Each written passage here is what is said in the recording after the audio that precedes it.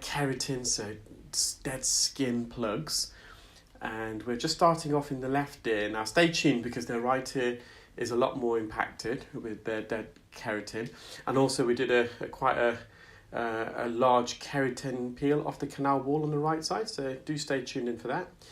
So I'm just using a standard Zollner suction probe here, and what I'm trying to do is detach and elevate this dead skin that's enveloping this plug of wax and keratin as well off the canal wall. So keratin, dead skin, acts as double-sided sticky tape. Not only does it adhere to the canal wall, but it's also adhered itself to the skin plug on the underneath, and it's almost enveloped itself around. And you can see the slither of skin that I've detached from the canal wall and also from the perimeter of the plug of keratin.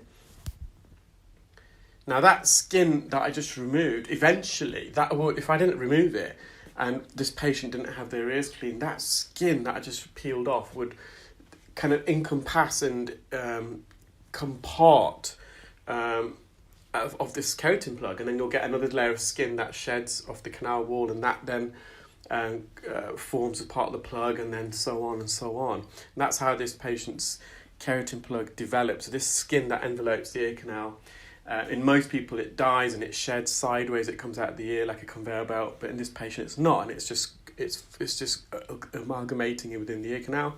So I've just reached out for the crocodile forceps here. These are the 5mm standard size forceps, just to get a bit of grip. And we've got to be careful because sometimes with the forceps, if you don't get a good enough grip, the tip of the forceps, so the tip of the jaws, the pointed bit, will just push it further in. So I've just managed to get a little, you can see how much I just managed to grip onto there. It wasn't a lot. And just by having a little bit of grip, I managed to extract it. So just a bit of skin at the top. I'm going to get the top jaw. I'm going to glide it underneath the superior canal wall and just detach that skin off the roof of the ear canal. Patient's eardrum's nice and healthy, but got a lot of dead skin here, and they did report some itchiness and irritation. So I'm just using a fine end suction gauge here now, size 18 this is, and we're just going to perform a little skin peel. So we did remove quite a lot of skin actually off the canal here, but on the right side, as I mentioned, there's a lot more that we removed. The right ear is a bit more narrower as well than their left. So this skin, it's on the anterior canal wall. So the anterior canal wall means the front part of the ear canal, and it's quite lateral near the entrance.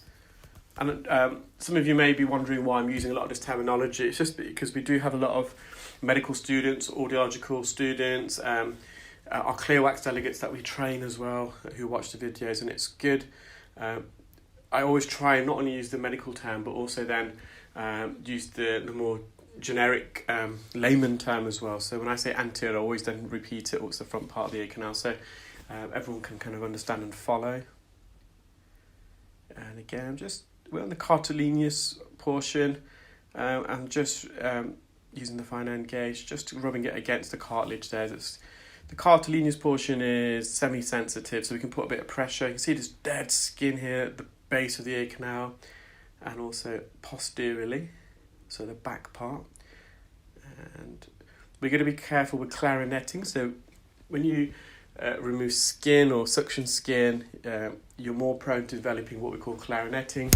Clarinetting is when the skin flaps violently at the tip of the suction probe, and that violent flapping emits a very high frequency squeal, and it can be deafening not only for the patient but also for the clinician themselves who's performing the procedure.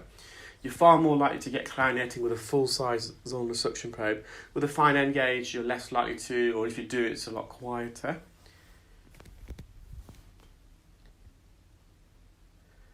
And I'm just suctioning some of these, just dead skin right near the entrance this is. And eventually, so this skin, you can see it's almost translucent. If the skin doesn't naturally migrate, it will die and it's shed. And then you'll have another layer of skin that coats in the ear canal that will die and shed, and that will compact against the original skin, and eventually it forms a plug. Nice healthy eardrum, got a good light reflex there. So this is the patient's right ear. This ear is a bit more narrow, but again, a lot of dead keratin, so I just went in straight away with the forceps.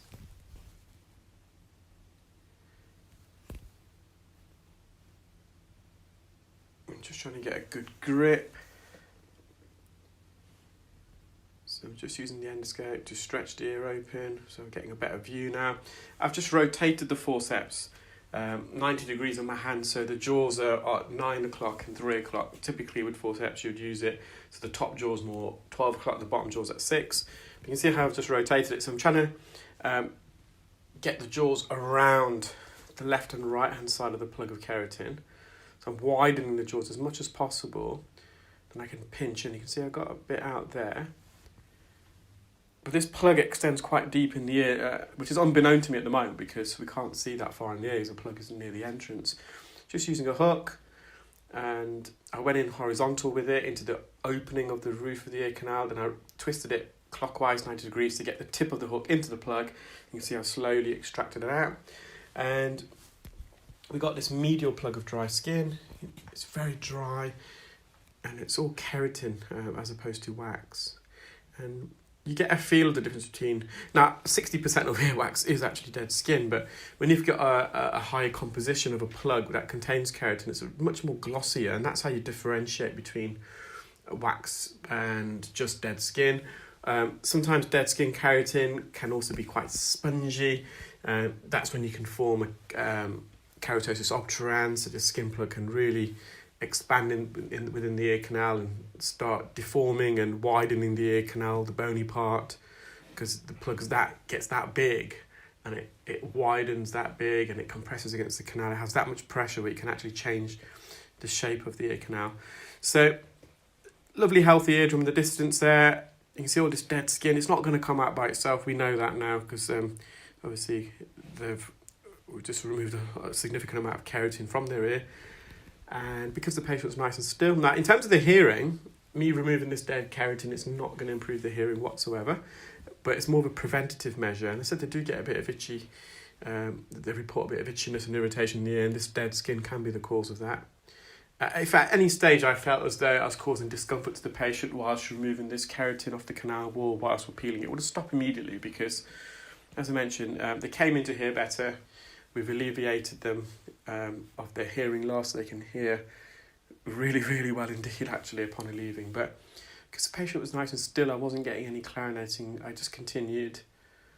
You can see how I'm just gently peeling away around the edge, around the perimeter. So at the bottom here, before that I was on the right-hand side of the ear canal, so the anterior part. We're on the bony part of the ear canal, so we're going to be really gentle. If we make contact with the bony part of the ear canal, it'll be quite uncomfortable for the patient.